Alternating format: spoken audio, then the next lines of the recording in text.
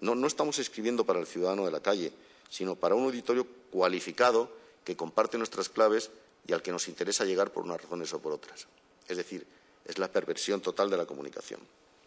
Y por último, claro, está el poder omnipotente de la red. Afortunadamente, los periodistas hemos dejado de ser prescriptores, gurús, para que casi señores que deciden por dónde deben ir las cosas y por dónde debe salir el sol. Todavía tengo algunos compañeros que piensan que ellos pueden influir y decidir por dónde debe salir el sol, y hay del sol si se atreve a salir por otro lado. Todavía. Pero yo creo que desde que el ciudadano puede entrar en nuestras informaciones, comentarlas, puntualizarlas, criticarlas, nuestro poder se ha visto limitado y ojalá esto sea una tendencia creciente.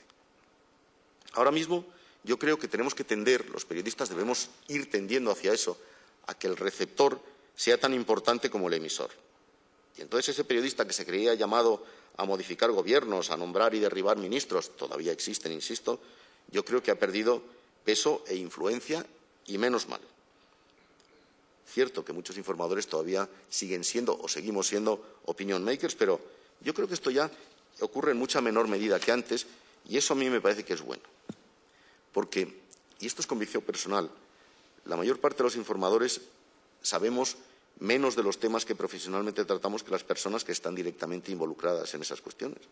El tertuliano que habla de todo sin haber estado presente en nada, e insisto, aquí incluyan ustedes una parte de autocrítica, por supuesto, pues yo creo que está llamado, o debería por lo menos, extinguirse como uno de los muchos vicios que adornan a nuestra, por otra parte, maravillosa profesión. Como deberían extinguirse el chantajista, el que siempre, ese que amenaza al anunciante como no te anuncies verás, el que siempre basa sus argumentos en el prontuario que le pasa un determinado partido y jamás se sale de esa verdad revelada, el que se convierte en objeto publicitario, que también lo hay. Hay periodistas que parecen Rafael Nadal de la cantidad de anuncios que llevan consigo. En fin, el vuelco que viene nos va a afectar y mucho a los periodistas y a mí me parece que de manera no necesariamente positiva, quizá tampoco necesariamente negativa, pero vamos a verlo. Desde luego, muchos se van o nos vamos a quedar en la calle, porque van a cerrar medios por falta de ingresos, porque la tarta de la publicidad no da más de sí y porque hay una crisis económica que hace que lo que primero se resienta sea la publicidad. Y si se resiente la publicidad, que es de lo que vivimos los periodistas, los periódicos, ¿qué vamos a hacer? Pues se acabó. Porque ha habido una proliferación artificial de radios, de TDTs, de periódicos digitales y hasta de periódicos de papel. Hay provincias que en los que no tiene ningún sentido que haya 3, 4 periódicos de papel compitiendo, porque es que no hay lectores no hay demanda para esa oferta. Y porque los nuevos lectores se van a otros caladeros de información. No sé si son las redes sociales, ciertos chats o el llamado periodismo ciudadano, en el que de todas maneras la verdad es que, como me ocurre con los blogs, que ya están pasados de moda, como antes decíamos, yo no creo demasiado, pero, en fin, son nuevas tendencias que están ahí. Ya digo que hay una generación 2020 con la que tenemos urgentemente que contactar, pero con la que, de alguna manera, no hemos contactado. Y yo, que teóricamente estoy en la vanguardia de la información, con unos periódicos digitales, etcétera, me doy cuenta de que ese corte radical existe. La gente no lee seguramente el ideal en papel, la gente menor de 28 años no lee el ideal de papel, pero tampoco lee el ideal digital, ni el diario crítico, ni nada de nada. Yo no sé, ni ven telediarios, ni escuchan noticiarios de radio. Esto es así. Luego hay un corte importante que nosotros tendremos de aquí a 2020, espero, es un gap que tendremos que llenar, no nos queda más remedio. Así que yo creo que nos hace falta una profunda reconversión, plantearnos lo que hay que hacer y dejar de divagar sobre el deber ser, que esto nos gusta mucho a los periodistas. Yo creo que hay una reflexión moral muy seria que debemos hacer, en primer lugar, que es una reflexión en pro de la verdad y de la verdadera libertad de expresión. Hay que volver, yo creo, a los viejos valores, aquellos que decían que noticia es todo aquello que alguien no quiere que se publique. Lo que estamos haciendo muchas veces ahora es exactamente lo contrario. Vivimos del comunicado de lo que alguien sí quiere que se publique. Ya he dicho que mis colegas más jóvenes, los que salen de las facultades, no se levantan de la silla, pero vamos, ni aunque haya un incendio. Simplemente creen que llaman a Google, ahí está toda la información, llaman al canal parlamentario, ahí está todo lo que hay que decir, viene el comunicado de tal sitio, de la policía, de no sé qué, contando todo lo que hay que contar. Y entonces, naturalmente, a ustedes les estamos fallando porque no les estamos contando la verdad. A mí, uno de mis maestros, que era Valerio Lazarov, cuando yo entré en su televisión, me dijo que lo importante no es, me ponía el ejemplo de Fraga, no es ver a Fraga rodeado de micrófonos y dar lo que está contando Fraga rodeado de micrófonos. Esto lo puede contar cualquiera. Lo importante era ver subir por las escaleras a Fraga pactando manotazos a la gente. Quítase, tira levitas, tal, no sé qué, no sé cuántos. Eso era lo que realmente añadía un plus a la información. Y es verdad. El plus a la información es lo más caro que existe, que es levantarse de la silla e ir al sitio y perder ese tiempo. En segundo lugar, yo creo que tenemos que plantearnos que estamos ante un auténtico terremoto en los conceptos. Las fórmulas caducas de hacer periodismo ya no sirven. Y entonces tenemos que replantearnos, como antes decía, desde la forma de hacer periodismo de papel hasta las crónicas deportivas, que, por cierto, algunos intereses nos quieren vetar en la radio. Nos van a dejar la radio sin fútbol, los muy miserables. Yo creo que la tecnología puede ser una ayuda, pero si la dejamos que se imponga a nosotros puede ser un inconveniente. Ya digo, esto de la generación Google es, sin duda, un inconveniente. Google es una maquinaria estupenda, pero limitada. Si quieres averiguar quién es Felipe II, tendrás que leer algunos libros de historia contando que te cuente quién es Felipe II, no utilizar las 2 primeras entradas de Google diciendo que Felipe II tenía gota y que hizo el Escorial. Pues con eso no vamos a ninguna parte, ¿no? Yo creo que la tecnología puede frivolizar la información o ampliarla. La inmediatez es positiva en comunicación, pero siempre que ello no implique errores o chapuzas, ¿no? Las conexiones con otras informaciones enriquecen un texto, pero el exceso de hipervínculos puede llegar a hacer legible ese texto. Por tanto, tenemos que modular y moderar nuestro uso de la tecnología. Yo diría que, en general, las nuevas generaciones de periodistas están o estamos perdiendo el gusto por escribir, llevados todos como estamos por la inmediatez, por el afán de abarcar mucho, apretando por tanto poco, ¿no? Y esto nos va a llevar a 2 tipos de consumidores de información. En un extremo, el primer grupo, los que quieren estar enterados a la última, esos que miran esto constantemente o el teléfono móvil como si en ello les fuese la vida, ¿verdad?, desdeñando una conversación. Yo me he levantado de alguna comida con algún tipo que estaba todo el tiempo haciendo así. Digo, pues, ahí te quedas hablando con BlackBerry y a mí en fin. Y en un extremo de los segundos, los que buscan profundizar en los temas, que serán los consumidores de la prensa de papel especializada y desdeñan o relativizan la importancia de las nuevas tecnologías. Y en medio, supongo, la inmensa mayoría. Pero entre estos 2 puntos, entre estos 2 polos, va a discurrir, digamos, la filosofía de la información. Y este es, me parece a mí, señoras y señores, el panorama general ante el futuro inmediato. Yo no quisiera trasladar aquí una predicción pesimista, porque nada está más lejos de mis intenciones. Yo siempre insisto que soy optimista y que hay que lanzar un mensaje de optimismo. Yo creo que vamos a tener la posibilidad de elegir, de seleccionar entre muchas cosas y de fabricarnos a la carta, como antes decía, nuestras necesidades de información y de participación en esa información. Hoy hay mucha gente ajena al periodismo que pasa más horas en esa fábrica de información que es Twitter que la mayor parte de nosotros los periodistas en nuestros respectivos medios. Y esto es una cosa que también debería hacernos reflexionar a los periodistas. ¿Por qué esa gente se nutre de un Twitter que no te garantiza que las informaciones sean fiables y no se nutre del ideal, que no es porque esté aquí mi hermano mayor Félix, pero las informaciones que ofrece son evidentemente fiables, ¿no? Y de la misma manera, estoy seguro de que algunos medios no competitivos, que se van quedando obsoletos, que no entienden la revolución en marcha, van a acabar cerrando. Eso está claro. Y ya digo que yo no comparto en absoluto la opinión de quienes dicen que sobramos periodistas. Lo que sobra es gente que no está dispuesta a convertirse en emprendedora, a aportar cosas nuevas al mundo de la comunicación. Los comunicadores cada vez más tendremos que convertirnos en profesionales auténticamente liberales, integrados o no en una redacción a la que, en cualquier caso, tendremos que aportar mucho más que el trabajo que tradicionalmente venimos desempeñando. El periodista multimedia es inevitable y el autónomo, dentro de los trabajadores en periodismo, es absolutamente seguro que va a ser la única fórmula de ampliación de nuestras plantillas en los próximos 10 años, por lo menos. En fin, en general, lo que tendremos que aportar es esa cosa de la que parecemos muchas veces tan carentes, que se llaman ideas. Y estas son algunas de las muchas reflexiones que se me ocurren en relación con lo que es ahora y con lo que será la comunicación en 2020. Va a ser una comunicación cada vez más sintética, cada vez más dependiente del teléfono móvil, evidentemente, y de los avances tecnológicos. Esto mismo se va a quedar obsoleto dentro de 2 o 3 años. No sé qué diablos lo va a sustituir, pero esto ya empieza a ser molesto de llevar. Seguramente encontraremos otra cosa que llevaremos colgada del cuello, yo qué sé qué, pero en fin, que sustituirá esto. Yo creo que vamos a una comunicación en la que los poderes tradicionales van a tener, mal que les pese, cada vez menos control, porque va a proceder de muchas fuentes simultáneas que en último extremo, es nada menos que toda la ciudadanía. Y eso es bueno. El control de los poderes tradicionales sobre la comunicación se acaba, ya se ha acabado, aunque ellos no lo sepan. Yo les invito a todos ustedes a afrontar el panorama con aliento, porque es efectivamente mucho lo que queda por hacer, pero también es mucho lo que se puede hacer de cara a ese 2020 mágico y mítico. Simplemente hay que tener ganas de hacerlo.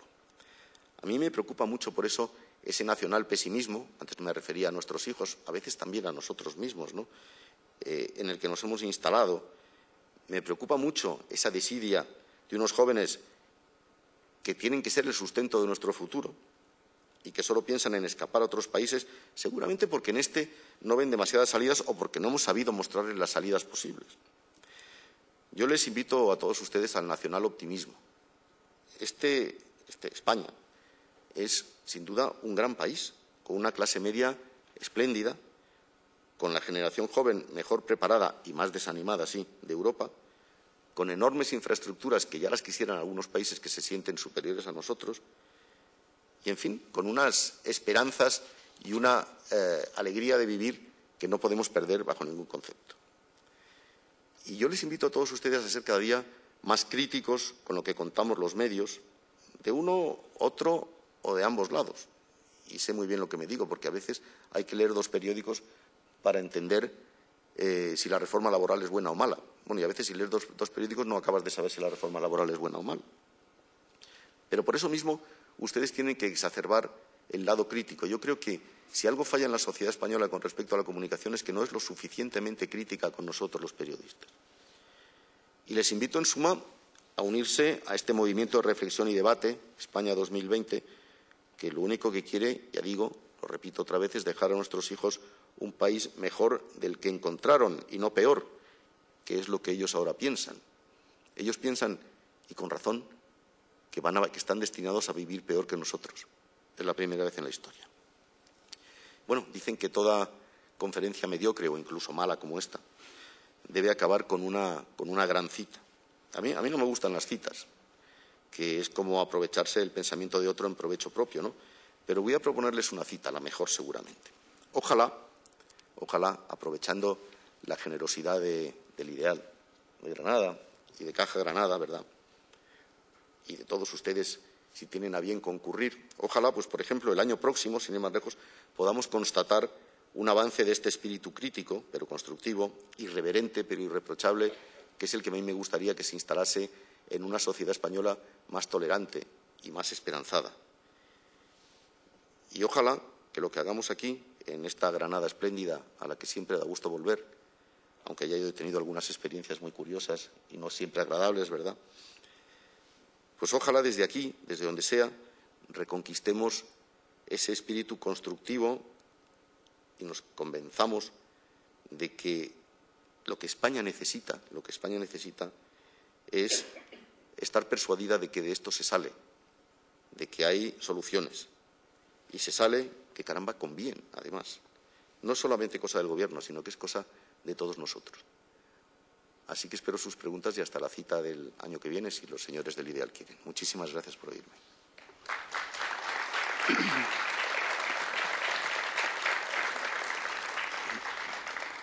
Bueno, muchas gracias, Fernando. La verdad, sabias palabras. Yo, como periodista y como padre, no puedo estar más de acuerdo en casi todo lo que ha dicho. Fernando tiene a las 10 tertulia en la COPE. Tenemos 20 minutos para iniciar un debate con él, si les parece oportuno, con lo cual pues podemos abrir un turno de palabra y de preguntas en cuanto ustedes quieran.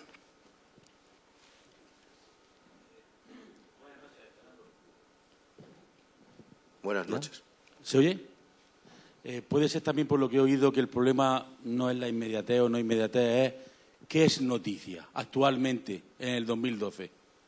Lo digo porque puede ser una utopía, pero muchas veces noticia es el Estado de la Nación, noticia es los presupuestos generales del Estado. Cuando uno lo que haga ni lo lee el otro, se opone. Los nacionalistas ni lo leen, solo que dicen que no a cambio de algo y luego lo aprobarán. ¿El Estado de la Nación qué es? Un rollo patatero. Don Fernando, por eso digo que a lo mejor no es lo correcto eso, pero es que actualmente ¿qué es noticia? ¿Qué le interesa a la gente? ¿Que han matado a 3 o 4? ¿Que en Irán ha habido un autobús que se ha volcado? No lo sé. Solo sé que no sé nada. Muchas gracias. Eso lo dijo alguien antes que usted. Yo creo que noticia, insisto, es todo aquello que alguien no quiere que se publique. Eso es una máxima de Lord Northcliffe, creo, de Fleet Street. Es un protomártir del periodismo británico anglosajón.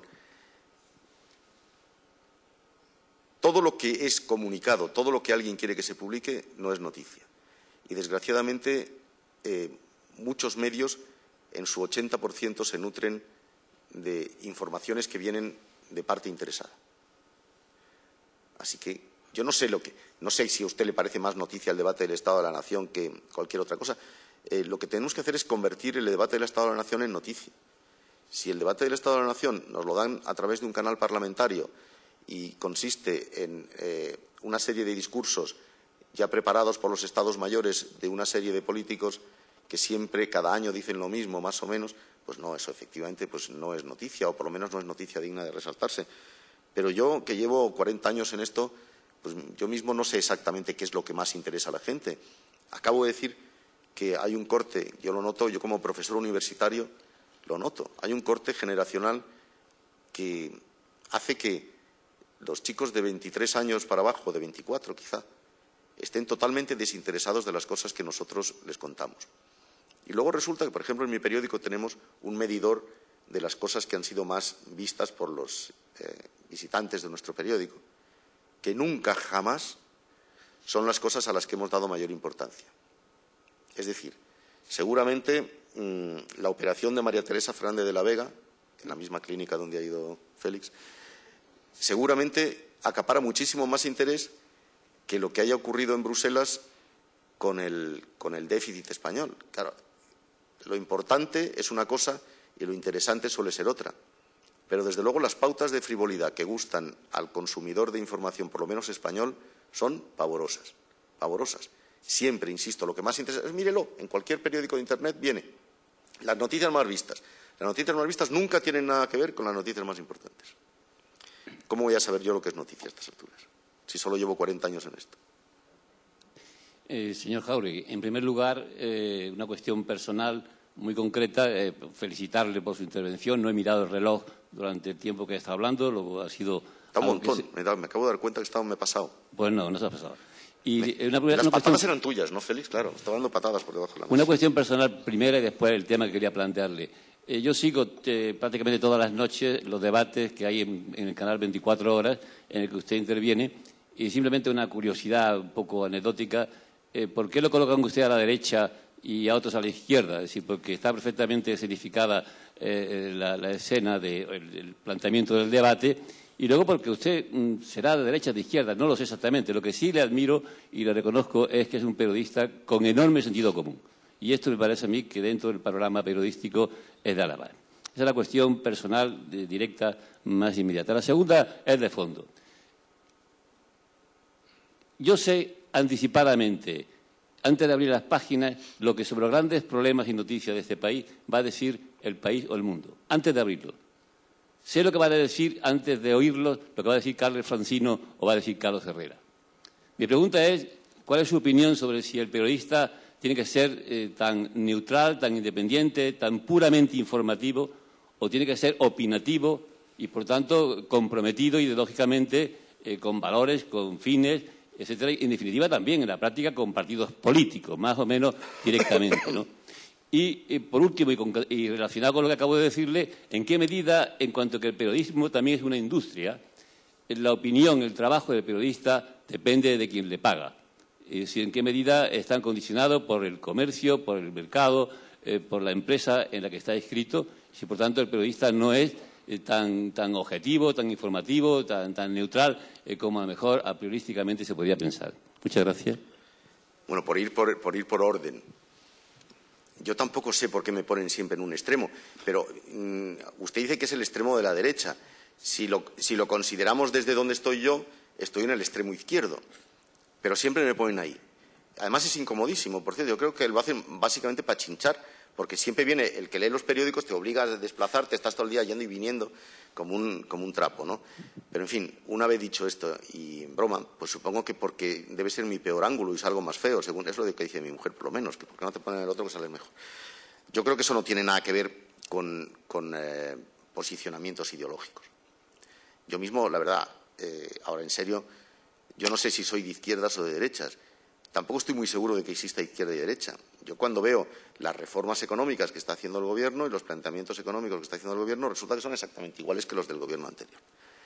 Y exactamente iguales, no le mueva usted la cabeza. Lo mismo. Y no crea usted que el Gobierno, si hubiese sido del Partido Socialista, hubiese podido hacer cosas muy diferentes a las que está haciendo el Partido Popular. Entre otras cosas porque el centro de decisión no está aquí. Esto ya lo sabemos desde hace tiempo. Así que yo creo que estos perfiles de derechas o de izquierdas, Strauss-Kahn, por ejemplo,